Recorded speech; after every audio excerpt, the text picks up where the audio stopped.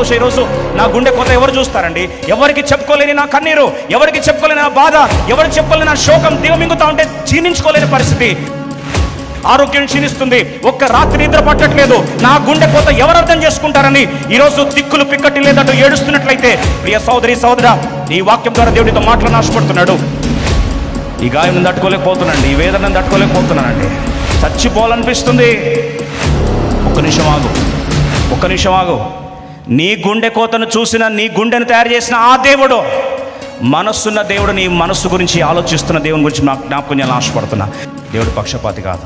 అన్యాయము జరుగుతూ ఉంటే, గుండె కోత జరుగుతూ ఉంటే దేవుడు చూసి చూడనట్టు ఉన్నాడు అనుకుంటే పొరపాటు. బలహీనుల పక్షమున, అభాగ్యుల పక్షమున, గాయపడ్డ వారి పక్షమున, గాయపడిన దేవునికే తెలుసు ఆ బాధ ఏంటో. బహుశా ఈరోజు నా గుండె కోత ఎవరు చూస్తారండి? ఎవరికి చెప్పుకోలేని నా కన్నీరు, ఎవరికి చెప్పుకోలేని నా బాధ, ఎవరికి చెప్పుకోలేని నా శోకం దిగమింగుతా ఉంటే జీర్ణించుకోలేని పరిస్థితి. ఆరోగ్యం క్షీణిస్తుంది, ఒక్క రాత్రి నిద్ర పట్టట్లేదు. నా గుండె కోత ఎవరు అర్థం చేసుకుంటారని ఈరోజు దిక్కులు పిక్కటి లేదటూ ఏడుస్తున్నట్లయితే, ప్రియ సోదరి సోదరా, నీ వాక్యం ద్వారా దేవుడితో మాటలను ఆశపడుతున్నాడు. ఆదికాండం 29వ అధ్యాయం 31వ వచనం అందరం కలిసి చదువుకుందాం. లేయా ద్వేషింపబడుట యెహోవా చూచి ఆమె గర్భము తెరచెను, రాహేలు గొడ్రాలై ఉండెను. ఈ మాట గమనించండి. లేయా ద్వేషించబడుట యెహోవా చూచి ఆమె గర్భము తెరచెను. లేయాని ద్వేషిస్తుంది ఎవరు చూస్తున్నారండి? దేవుడు చూస్తున్నాడు. లేయా గుండె కోతను ఎవరు చూస్తున్నారు? దేవుడు చూస్తున్నాడు. ప్రియ సోదరి సోదరు, ఈరోజు బాధపడుతున్న దేవుని మందిరికి వచ్చావేమో. ఈ గాయం తట్టుకోలేకపోతున్నానండి, ఈ వేదనను తట్టుకోలేకపోతున్నానండి, చచ్చిపోవాలనిపిస్తుంది. ఒక్క నిమిషం ఆగు. నీ గుండె కోతను చూసిన, నీ గుండెను తయారు చేసిన ఆ దేవుడు, మనస్సున్న దేవుడు, నీ మనస్సు గురించి ఆలోచిస్తున్న దేవుని గురించి నాకు జ్ఞాపకం చేయాలని ఆశపడుతున్నా. లేయా ద్వేషించబడుట యెహోవా దేవుడు చూచాను. ఈరోజు నా బాధ ఎవరికి అర్థమవుతుందండి? నా దేవునికి ఏం అర్థమవుతుందండి? దేవుడు ఆడిన వింత నాటకంలో, విధి అనే వింత నాటకంలో బలిపశువు అయిపోయాను. నా బ్రతికితే ఏంది, చచ్చిపోతే ఏంటి? ప్రేమకు లోచుకునే జీవితం. బాధపడుతున్నావా? నేను తయారు చేసిన దేవుడు, ప్రేమాస్వరూపమైన దేవుడు, బేషరతుగా ప్రేమిస్తున్న దేవుడు, శాశ్వత ప్రేమతో ప్రేమిస్తున్న దేవుడు ఈరోజు ప్రభు జ్ఞాపకం చేస్తున్నాడు. నీ గుండె కోత, నీ గాయాన్ని నేను చూశాను. I have seen your pain. చూసిన వెంటనే జవాబు వచ్చిందట. వెంటనే దేవుడు తాకాడు. ద్వేషించబడుతున్న లేయా గర్భవతి అయింది. ప్రేమించబడుతున్న రాహేలు గొడ్రాలైంది. దేవుడు పక్షపాతి కాదు. అన్యాయము జరుగుతూ ఉంటే, గుండె కోత జరుగుతూ ఉంటే దేవుడు చూసి చూడనట్టు ఉన్నాడు అనుకుంటే పొరపాటు. బలహీనుల పక్షమున, అభాగ్యుల పక్షమున, గాయపడ్డ వారి పక్షమున, గాయపడిన దేవునికే తెలుసు ఆ బాధ ఏంటో.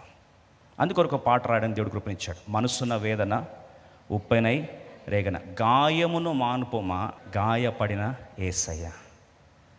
గాయం పడ్డోడికే తెలుస్తుంది ఆ గాయం ఎంత వేదనకరమైందో. God knows your pain. I want encourage, I want comfort you. Don't lose your hope. బాధపడకు. ఈరోజు ఇప్పుడు గర్భవతి అయింది, కుమారుడు పుట్టాడని వార్త వచ్చింది. ఇంకా మనసులో అనుకుంది, అమ్మాయ్యా ఇప్పుడు నాకు ఎవరు పుట్టారు? ఆదికాండం 29వ అధ్యాయం 32వ వచనం అందరం కలిసి చదువుదాం. లేయా గర్భవతి అయి కుమారుని కని, యెహోవా నా శ్రమను చూచి ఉన్నాడు గనుక నా పెనిమిటి నన్ను ప్రేమించును కదా అనుకొని అతనికి రూబేన్ అని పేరు పెట్టింది. దేవుడు నా బాధ చూశాడు, దేవుడు నా ఆవేదన చూశాడు, నేను పడుతున్న ఈ గుండె గాయాన్ని చూశాడు. ఇక్కడ దాకా బాగుంది, దేవుని గురించి కరెక్టే అవగాహన ఉంది. కానీ ఈమె మనసంతా ఎవరితో నింపబడింది? నెక్స్ట్ లైన్ చదవండి. గనుక నా పెనిమిటి నన్ను ప్రేమించును కదా అని అనుకొని అతనికి ఏం చేస్తండి? రూబేన్ అని పేరు పెట్టింది. రూబేన్ అంటే I got a son, God saw me. దేవుడు చూశాడు అని చెప్తే బాగుండు. దేవుడు చూశాడు కానీ అల్టిమేట్ కంక్లూజన్ ఏం కావాలా? మనసు ఎవరి మీద పెట్టుకుంది? యాకోబు ప్రేమ మీద పెట్టుకుంది. భర్త మీద ప్రపంచమంతా భర్త చుట్టే తిరుగుతుంది, ప్రపంచమంతా భర్త ప్రేమ కొరకు వెంపర్లాడుతుంది. ఇప్పుడు అంటది, నా పెనిమిటి నన్ను ప్రేమించును కదా. I think now this is time my husband will love మీ. అంటే మనసంతా ఎవరి ప్రేమని ఆశిస్తుంది? భర్త ప్రేమను ఆశిస్తుంది. కానీ అంటది, నా దేవుడు నన్ను ఏం చేశాడు? చూచాడు. ఇప్పుడు ప్రశ్న, భర్త నిజంగా ప్రేమించాడా? మారలేదండి. పిచ్చ క్లారిటీ ఎవరికి? యాకోబుకి. నువ్వు ఏమన్నా చేయి, నువ్వు రూబేనను ఏపేనను ఏమన్నా నా మనసు మాత్రం ఎవరితో ఉంది? రాహేల్తోనే ఉందని క్లారిటీతో చెప్పేశాడు. గుండె వలన ఫర్దర్ ఏమైంది? పగిలిపోయింది. ఇప్పుడు తిరిగి దేవుడు తిరిగి కుమారుని ఇచ్చాడు. చూడండి, దేవుడు ఒక్కొక్క కుమారుని ఇస్తూ ఉన్నప్పుడు దేవుని ఉద్దేశం ఏంటి, ఏ స్థాయికి రావాలని దేవుడు ఆశపడుతున్నాడు. చూడండి, సీక్వెన్స్ చాలా బ్యూటిఫుల్గా ఉంటుంది. 29వ అధ్యాయం 33వ వచనం. ఆమె మరలా గర్భవతి కుమారుని కని నేను ద్వేషించబడితినన్న సంగతి యెహోవా విన్నాడు. ఒక నిమిషం. ఇంతకుముందు యెహోవా చూచాడు, ఇప్పుడు విన్నాడు. అబ్బా, ఏం ప్రత్యక్షత కదా. ఇప్పుడు దాని తర్వాత స్టేట్మెంట్ ఇంపార్టెంట్. యెహోవా విన్నాడు గనుక ఇతని కూడా నాకు దయచేసి అనుకొని అతనికి షిమ్యోన్ అను పేరు. దేవుడు నా ప్రార్థన విన్నాడు. ఏం ప్రార్థన విన్నాడు? నేను ద్వేషించబడుతున్నాను, నా భర్త ప్రేమ కొరకు కొట్టుకుంటున్నాను. ఇప్పుడు నా ప్రార్థన విన్నాడంటే ఇప్పుడు ఏం ఎక్స్పెక్ట్ చేసింది? భర్త తిరిగి ప్రేమిస్తాను ఎక్స్పెక్ట్ చేసి. మనస్సు మారలేదు. యాకోబు మనస్సు మారలేదు. She felt God saw, my Lord saw that I was hated. God heard, God saw. ఒక మాటలో God saw Reuben, God heard Simeon. విన్నాడు, నా దేవుడు వినే దేవుడు. కానీ భర్త మనసు మాత్రం ఇంకా మారలే. తిరిగి దేవుడు ఇంకో కుమారుని ఇచ్చాడు. 34వ వచనం. ఆమె మరలా గర్భవతి కుమారుని కని, అందరం కలిసి చదువుదాం. తుదకు ఈసారి నా పెనిమిటి నాతో హత్తుకొని ఉండును. My husband will be attached to me. ప్రేమ అంటే ఏంది? అటాచ్మెంట్ అంటే ఏంది? ఏదో ఒకటి చెప్పండి బ్రదర్ అంటారా? ఏదైతే మాకెందుకు అంటారా? ప్రేమ అయితే ఏంది, అటాచ్మెంట్ అయితే ఏంది? బాగా వినండి. ప్రేమ లేకపోయినా అటాచ్మెంట్ ఉండొచ్చు. ఇప్పుడు ఆమె ఏ స్టేజ్కి వచ్చిందంటే నాకు ప్రేమ లేకపోయినా పర్లేదు, ఇంకా మనసు ఎప్పుడో ఎవరి దగ్గర ఉంది? రాహేల్ దగ్గర ఉంది. పోనీ, కానీ రాహేల్కి పిల్లలు లేరు కదా, నా దగ్గర ఉన్నారు, పిల్లలు ఉన్నారు. కాబట్టి పిల్లల మీద పెట్టుకున్న ప్రేమ కొరకన్నా ఇప్పుడు నాతో ఏమవుతాడు?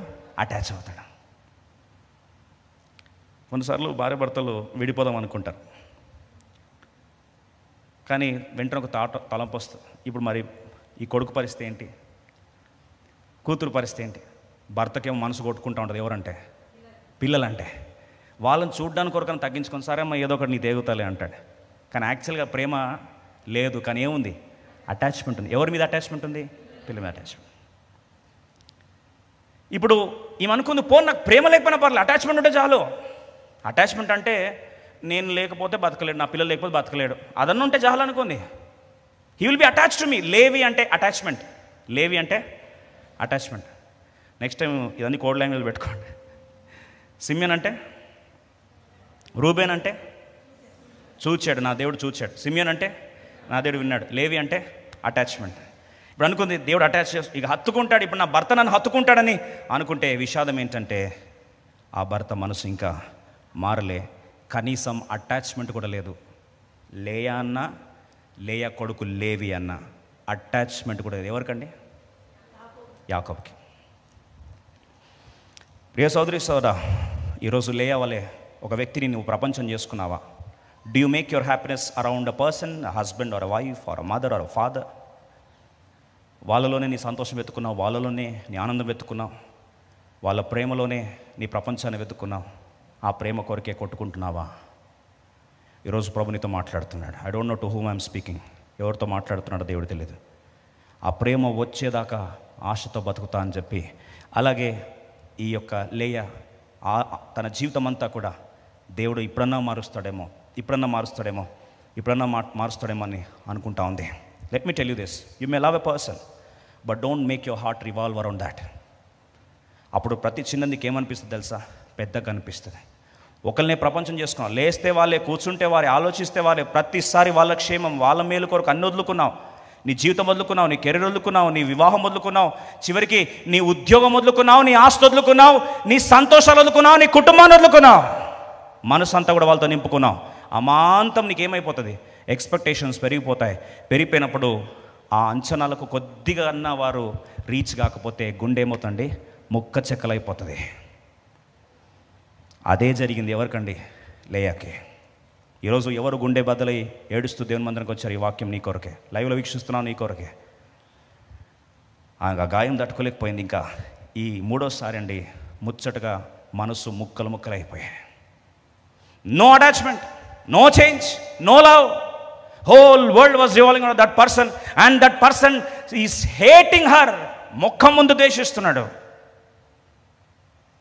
ఈ పరిస్థితి అయిపోయేసరికి ఇప్పుడు ఆఖరి మాట చూస్తాం. ఆదికాండము 29వ అధ్యాయము 35వ వచనం అందరూ కలిసి చూద్దాం. ఆమె మరలా గర్భవతి అయి కుమారుని కని ఈసారి యెహోవాను స్తుతించేదని అనుకొని యూదాను పేరు పెట్టాను. ఇప్పుడు ఏమంటుందండి? యెహోవాను ఏం చేస్తా? స్తుతిస్తా. I want to praise the lord. బైబిల్లో first time praise the lord ఇది కాదు. ప్రైజ్ ద లార్డ్ అనే పదము ఫస్ట్ ఎక్కడొచ్చింది తెలుసా అండి? ఇక్కడే వచ్చింది. I want to praise the Lord. This time I decided I don't care anybody. I want to praise the Lord. నా దేవుని ఏం చేస్తా? స్తుతిస్తా. అంతవరకు పట్టుకుందండి. ప్రేమ పొందుతున్నా పట్టుకొని చేతులు నొప్పి వచ్చేసాయి. మనసు బిగుసుకుపోయింది. ఒక్కసారి ఏం చేస్తండి? విడిచిపారేసింది. Let him go to dogs. I don't care. పోతే పోనీ, నాకంటూ నా గుండెను అర్థం చేసుకొని చూస్తున్నవాడున్నాడు, వింటున్నవాడున్నాడు, నన్ను హత్తుకున్నవాడున్నాడు. నా ప్రాణం బతికేదాకా నేను ఆయనని ఆరాధిస్తా అని చెప్పి యెహోవాను స్తుతించడం ఆరంభించింది. She started pricing God. బహుశా నేను అనుకోవడం ఆసాపులాగా, ఆకాశం ముందు నీవు తప్ప నాకెవరున్నారయ్యా, నీవు నాకుండగా లోకంలో నాకు ఏది అవసరం లే, ఐ డోంట్ కేర్ ఎనీథింగ్. మనస్ఫూర్తిగా దేవుని ఆరాధిస్తూ ఉంది. పోతే పోనీ నాకు అవసరం లేదని చెప్పి ఆ స్తుతి అనే ప్రాంతానికి వచ్చేసరికి అద్భుతం మార్చండి. యెహోవాను స్తుతించదని ఈసారి యెహోవాను స్తుతించి అనుకుని యూదాను పేరు పెట్టాను. అప్పుడు ఆమెకు కానుపు ఉడిగాను. ప్రభు అన్నాడు, ఇంకా అమ్మ నీకు సొల్యూషన్ వచ్చేసింది. ఇక నువ్వు 9 మాసాలు మోసుకుంటా, ఏడ్చుకుంటా, బాధపడుకుంటా ఇంకా కొత్త రెవల్యూషన్ నీకేమి అక్కర్లే. You don't need any more revolution than this. What is the revolution? Praise, స్తుతి తప్ప ఇక నీకు ఏది అవసరం లేదమ్మా, Leah. Let it go to dogs అని చెప్పి పడేసింది. బహుశా తర్వాత విడిచిపెట్టేస్తే మీరు అనుకోవచ్చు, విడిచిపెట్టేస్తే పోతారు కదా అని. ఓ మాట చెప్తా, యోహాను భక్తుడు చాలా స్పష్టంగా రాశాడు. దేవుని ప్రణాళికలో వారు నీ కొరకు ఏర్పరచబడి ఉంటే, వారు స్పష్టంగా యోహాను భక్తుడు అంటే వారు మనవారైతే ఖచ్చితంగా తిరిగి ఏం చేస్తారు? మన దగ్గరకు వస్తారు. నువ్వు భయపడాల్సిన అవసరం లే, ఇన్సెక్యూర్లో బతకాల్సిన అవసరం లే. దేవుడు నీ కొరకు ఏర్పాటు చేశాడా? యాకోబుని దేవుడు ఎవరి కొరకు ఏర్పాటు చేశాడు? లేయా కొరక, రాహేల్ కొరక? ఇప్పుడు చెప్పండి. లేయా కొరకు ఏర్పాటు చేశాడు. కానీ యాకోబు ఎవరి కొరకు ఏర్పాటు చేసుకున్నాడు? రాహేల్ కొరకు ఏర్పాటు చేసుకున్నాడు. దేవుడు జడ్జిమెంట్ స్టార్ట్ అయింది. న్యూస్ వచ్చిందట అకస్మాత్తుగా, నీ ప్రియమైన రాహేలు బెత్లెహేము పురములో వికెట్ ఎగిరెను. శోక సందులో మునిగిపోయిన యాకోబు, గుండె బద్దలైన యాకోబు హెడ్లైన్స్లో వచ్చింది. సమాజ్ చేశారు, అయిపోయింది. ఆ తర్వాత కొన్ని రోజులు కాలం గిరున తిరిగింది. ఇప్పుడు ఓరు ఎల్లయ్యమ్మా లేయమ్మా అంటే ఏడలేయమ్మా, ఏపా నీ సావు నువ్వు సావుపో అనే స్థాయికి వచ్చేసింది. బహుశా you are a loser, you lost me. బహుశా లే అంటుంది ఏమేమని, నన్ను వదులుకున్నావు, నష్టపోయింది ఎవరు? నువ్వే. నీ కంగ్రాచులేట్ చెప్తున్నా, నష్టపోయింది. I'm pitying you. నీ మీద జాలి పడుతున్నా యాకోబా, నువ్వు ఎవరిని కోల్పోయినావు? స్వచ్ఛంగా ప్రేమించే లేయని కోల్పోయినా. I pity your life. అదే మాట చెప్తూ లేయ ఏమైందండి? చనిపోయింది. యాకోబు పిఎం పదవిలో కూర్చున్న కొడుకుకి తండ్రి అయ్యాడు, కూర్చున్నాడు. ఒకరోజు కాలం వస్తుంది అర్థమైంది, చచ్చిపోతాను అర్థమైంది. యోసేపా అన్నాడు. చెప్పు నాయనా అన్నాడు. పోయే టైం వచ్చింది అని. ఎక్కడ పోతావు నాయనా? ఐగుప్తులో సమాధి చేస్తే నాయన మస్తు ఇక్కడ ఏముంటాయి? పిరమిడ్స్ ఉంటాయి. అబ్బో, వన్ ఆఫ్ ద వండర్స్ అవుతుంది. నీ సమాధి చూడడానికి కొరకు వేల మంది లక్షల మంది హైదరాబాద్ నుంచి వస్తారని అన్నాడు. నాకు హైదరాబాద్ వద్దు, 7 అద్భుతాలు వద్దు, లేయనే ముద్దు అన్నాడు. అదేంటి నాన్న, నీకు ముద్దు మా అమ్మ కదా? పోయిందిరా, బెత్లెహేములోనే పోయింది. అరే మరి ఎక్కడ సమాధి చేయాలి నాయన అంటే, మక్పేలా గృహములో అక్కడ కేర్ ఆఫ్ అడ్రస్ దేవుడు తీసుకొచ్చాడు. ఎవరిని పెట్టాడు అక్కడ? నా భార్య అయిన లేయాను అచ్చటనే పాతి పెట్టిరి, నన్ను కూడా తీసుకెళ్ళి అక్కడ పక్కనే పాతి పెట్టము. అదేంది నాయన, జీవితం అంతా నేను ప్రేమించనన్నావు కదా అంటే, నాకు దేవుడు రాసిన ఏర్పరిచిన ఆ ఏర్పాట్లో నా శేష జీవితము ఎక్కడ బతుకుతాను? ఆ డెడ్ బాడీ పక్కనే నన్ను తీసుకెళ్ళి సమాజం. నాయన బెత్లెహేంలో వద్దా అంటే, ఎట్లా కనిపిస్తున్నారా నీకు? మక్పేలా గుహం మా అయ్యల నుంచి వస్తుంది. ఎవరి నుంచి? అబ్రహాము నుంచి, మా తాతల ముత్తాతల నుంచి. అది అది పుణ్యక్షేత్రం రా మక్పేల గృహము, తీసుకెళ్ళి బెత్లెహేంలో పడేస్తావా, తీసుకెళ్ళి లేయా పక్కన పెట్టాను. షాక్ అయిపోయారు. ఓహో, నాయన మనసు ఎవరు కొట్టుకుంటుంది, ఎవరు కొరకు కొట్టుకుంటుంది? లేయా కొరకా? ఒక మాట చెప్తాను, స్టాప్ క్రైయింగ్. దేవుని ప్రణాళికలు ఉన్నారా?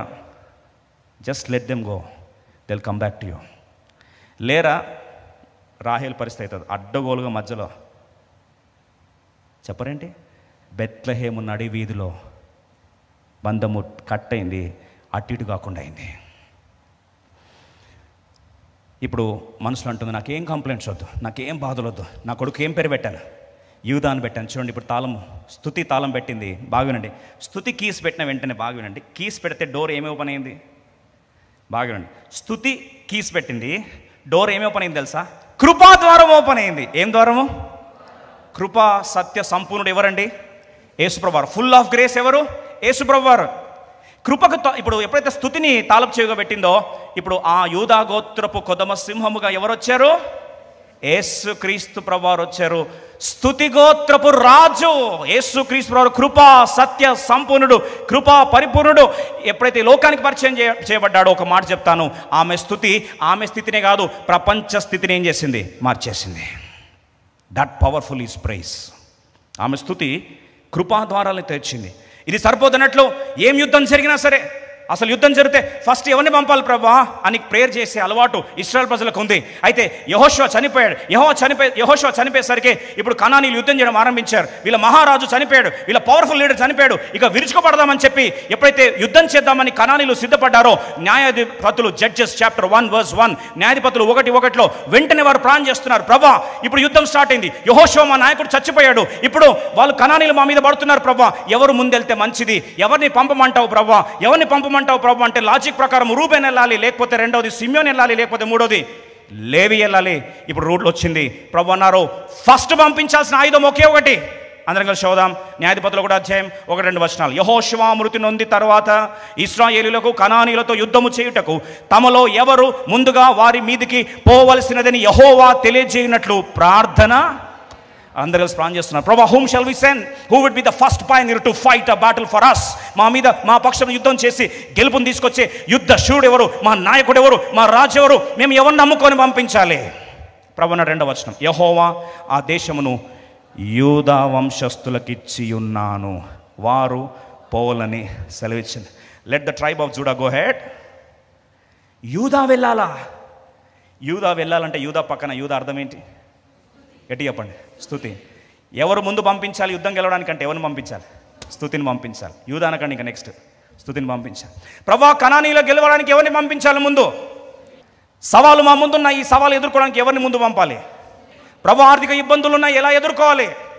మా ముందు మోహరించలేనంత పెద్ద కొండలు అడ్డంగా నిల్చున్నాయి, యుద్ధం చేయాలని మేము, మా పరిస్థితి అలవాటు మాకు తప్పింది, ఒంటరితనంతో బాధపడుతున్నాం, కృంగిపోయి ఉన్నామయ్యా, మరి యుద్ధం చేయడానికి ఎవరిని ముందు పంపాలి? అనారోగ్యంతో బాధపడుతున్నామయ్యా, మరి ఈ సమస్య మీద విజయం మాకు కావాలి, ఎవరిని ముందు పంపాలి? అంతే. ఎక్కడ చూసినా స్తుతి స్తుతి స్తుతి స్తుతి. లేయా పరలోకం చూస్తే ఏమనుకుంటుంది తెలుసా? అమ్మా ఇంత పెద్ద ఆయుధం అని నాకు ఫస్ట్ కానుపు అప్పుడే తెలిసి ఉంటే బాగుండు. సిమ్యోన్, రూబెన్, లేవి ఇన్ని పేర్లు పెట్టుకొని కష్టపడేది కాదు కదా, డైరెక్ట్గానే స్తుతితోనే ఆరంభించి యుద్ధాలని గెలిచి పారేసేది.